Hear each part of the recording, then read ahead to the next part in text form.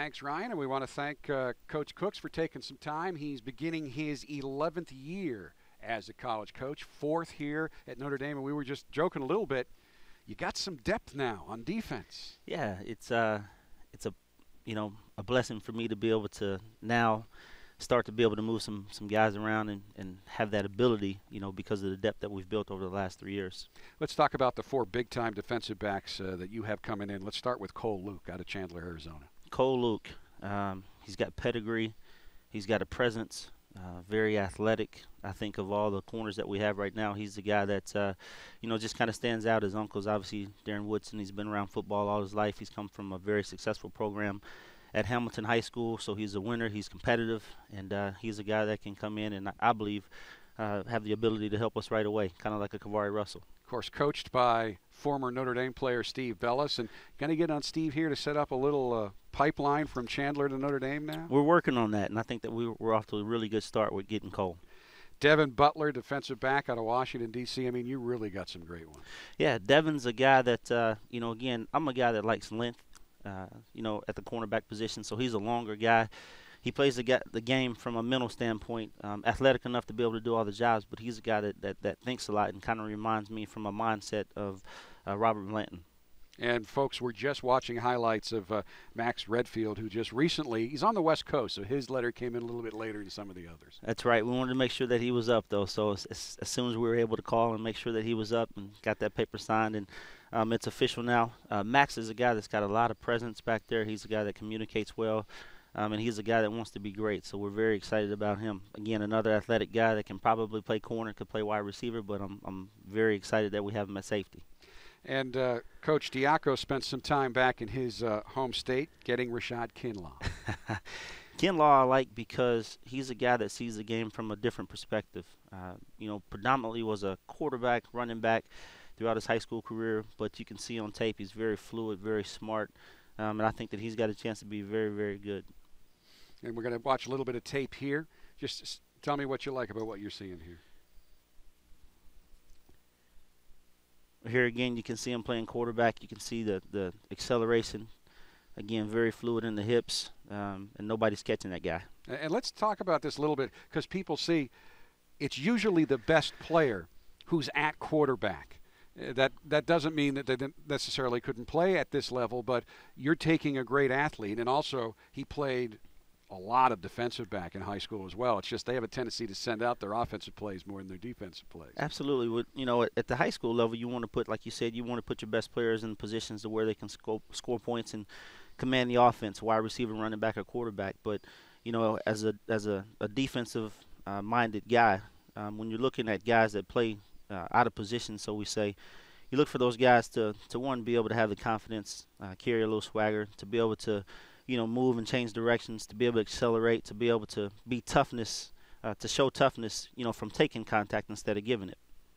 And the way the recruiting process works, you guys all have different territories, and Texas is included in your territory, and you spent a lot of time with Cory Robinson. I imagine, guys, some people probably heard of David Robinson. We just played his interview a little while ago. I'm just blown away by this young man. Listen, Cory is he's just an exceptional young man, just from a character standpoint. I think that he speaks 5 different languages, straight A student, obviously, very competitive coming from the pedigree that he comes from. But I think that people are going to, be surprised with his athletic ability. I mean, he's 6'5", he's 185, 190 right now, and I think that the sky's the limit for this guy. And he wants to be good, and he wants to make sure that he makes a name for himself and not lives off his dad's name. I'm sure you knew this, but I just discovered it this year. I didn't know it. The first time I saw David Robinson, he was already at Navy. He was 7'1". But between his freshman and sophomore years, David Robinson grew 7 inches. He was 6'4". So do you think Cory may have a growth spurt left here? I'm thinking that Cory's done. If he grows another 7 inches, we're in trouble. We better be thinking about moving him to tight end or offensive tackle and hope that he can put the weight on. I'm sure that he could. You, in fact, recruited the sons of a couple of superstar athletes. You also got Torii Hunter. Yeah. Torii Hunter is the son of, obviously, Torii Hunter Jr. Dad's a famous baseball player. But, again, Torii is, a guy who comes from very good pedigree, very successful high school career, very competitive high school district that he plays in. Very intelligent, everything that we look for as we go out and we recruit, he's a perfect fit for here, and I think that he's going to be outstanding. the parents are always a very important part of the recruiting process. They always have opinions, but is it any different when you're recruiting the son of superstar athletes? I haven't found it to be much different. I think that parents want the best for their kids, and whatever that may be. I think that they see the value in having a Notre Dame degree, and they see the ability for their kids to have exposure, to play on national TV every Saturday, to have the experience of being able to travel to Dublin, Ireland, and to various places. I think that they look at it from the standpoint of any other parent. They want the best for their kid. I know Cory joked when I said, how pumped is your dad at your Notre Dame? He goes, he might probably be more pumped if I went to Navy. But how involved, did they get more involved than the average parents, or were they maybe a little less involved because they have an even more up-close view of athletics? For me, I think that it's been about the same level. When you recruit these kids here to Notre Dame, I think that it's always an easy sell for their parents. Because the parents have already had that experience, and again, they see what the value and all the things that come with Notre Dame. I didn't think that they were more or less involved. I think that, again, they're facilitating and helping their young kids make these decisions, and just making sure that they're asking all the right questions, guiding them in the right direction. But I don't think that they're pushing them one way or the other, because at the end of the day, they want their kid to make the best decision for them. When you began the 2012 season, the secondary was very inexperienced. Then it got more inexperienced because of injuries, but you and your cohorts turned it into one of the top pass defenses in the country. How did that come together? The thing that I preached to those guys is early in the season in August that, it was going to be a lot of eyes on the secondary, and this was one of the biggest questions. And, I told them to look at it. Don't look at our youth as a negative or the injuries as a negative. Let's go out there and let's work the process, and let's work to get better each day. And you kind of saw from game 1 to game 5 to game 10 to game 12, those guys, they really worked at getting better. They wanted to get better. They wanted to be the best that they can be.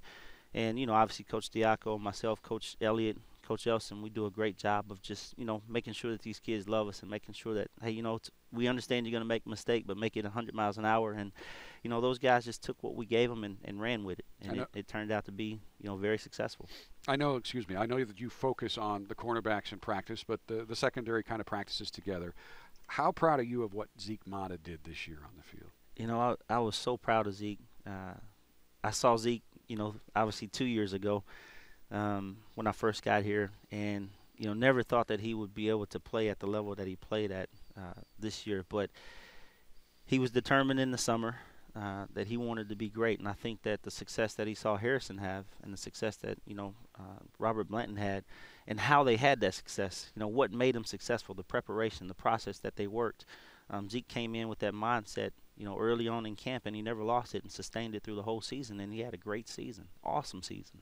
Now, you're not inexperienced in the backfield anymore, the defensive backfield.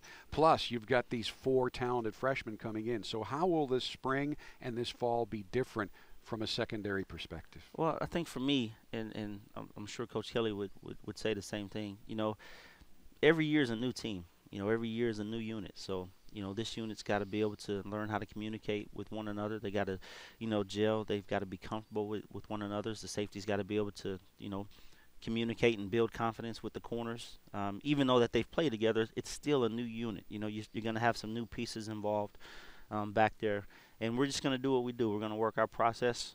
It's going to be a daily process. We're going to focus in the classroom, and then when we go out on the field, we're going to focus on the field of just, again, making sure fundamentally that they're sound, number one, and then continue to develop those guys from a mental aspect of what we're trying to get done defensively. What areas do you think that you'll focus on in terms of improvement for a secondary that surprised a lot of people with how well they played this past season? One thing that I want to do is always want to make sure that we're communicating the right way and making sure that everyone is getting the proper checks and alignments. And then one thing, I know that we tackled well, but we had some situations at times where I thought that we could have tackled better. So for me, one of the emphasis is that I'm going to focus on, this spring is just fundamentally being, more technically about the approach, about the tackling, and about the finish. When you look at the quality of the athletes that you recruited yourself and the quality of the young defensive backs you have coming in, I imagine some of these guys will get some time on special teams. What does it mean to this program to be putting that kind of quality of athlete onto special teams? Well, I think that that's awesome. I mean, if you look at our national championship game, I think that we played 18 freshmen. So to have the ability to come in and continue to, add, to what we already built on, to the, you're putting that young talent that can run, that can hit, and they're all pretty sharp and think. They're just building experience, and experience, obviously, that experience on special team is going to translate to, when they really get into those games at their specific positions, they're already comfortable because they've done it. They've ran down the field, they've been in big games, so it's a value that you really can't put a number on. You came in here as part of a staff that wanted to return Notre Dame to its stature as one of the top teams in college football. Certainly fair to say you did that. You made it to the national championship game in year 3. What has this experience been like for you so far, being here under both the scrutiny but also the tremendous interest coast to coast? There's always somebody who recognizes that logo. What's it been like for you? It's been an awesome experience, and being here at Notre Dame. You've got to be prepared to take some good with the bad, and even if you have a lot of success, there's still going to be some scrutiny involved. But I would say right now, we still have unfinished business. We had a great year this year, but we didn't finish it the right way. So our mindset as coaches is to come back and figure out how we can finish it. But it's been awesome. It's a great place, and there's no other place in the world where you can work at and have the kind of attention and eyes on a daily basis. The smallest story here, is going to make national news, whereas, other places it's just not like that. So that's the significance about being here at Notre Dame. Now, the season kind of starts in the spring, and you've got summer, fall, the season, the championship game, recruiting. How long will you exhale tonight? And is there any break time for you now? I'm going to exhale from tonight at about 5 o'clock until next Tuesday morning when I come back in the office at 8. And I'm just going to spend some time with my wife and my family and enjoy these next couple of days. And then, next week we're back at, figuring out what we're going to do for spring and working on the 2014 class. All right. Well, Skyfall is a really cool movie. I saw that a few weeks ago. So, Kerry, thank you so much for spending some time with us. Thank you. Kerry Cooks, Notre Dame co-defensive coordinator and cornerbacks coach. Ryan, back to you.